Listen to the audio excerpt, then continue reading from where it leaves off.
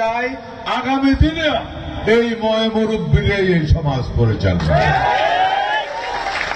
কারণ এই মুরব্বীরা যদি সমাজ পরিচালনা করে, অতীতে সমাজ সুন্দর ছিল, গত 17 বছরে অনেক কষ্ট পেয়েছে মুরব্বীরা।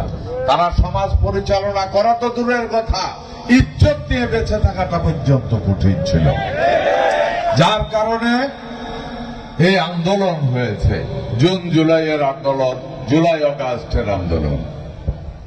নিশ্চয়ই আমরা চাই না আবারও আন্দোলন হোক, মানুষের মধ্যে আবারও অশান্তি নেমে আসুক। তাই গত সরকারের আমলে আমরা কি দেখছি, যে ফোলার দাড়ি কাটা ভাবছে কিনা, যার মার বিয়া না দাদার বিয়া পর্যন্ত যে সমস্ত মুরব্বীরা দেখছে, ওই সমস্ত মুরব্বীরা পর্যন্ত ওই সমস্ত ছেলেবেলের সামনে ইজ্জত বাঁচত না দেখা বাজারেও আসত না। এই ছিল পরিস্থিতি।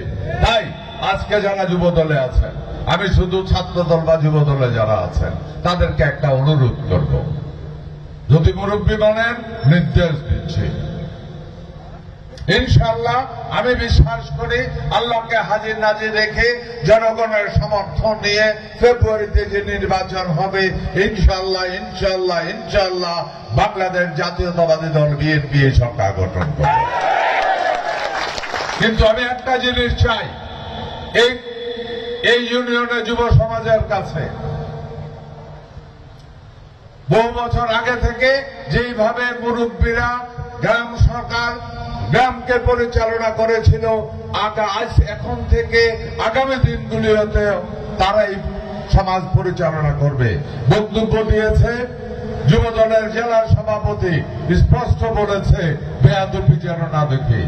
আপনি যুব দল করবেন, দলকে সুসংগঠিত করবেন, ধারের ছড়াকে ভোট দেওয়ার জন্য।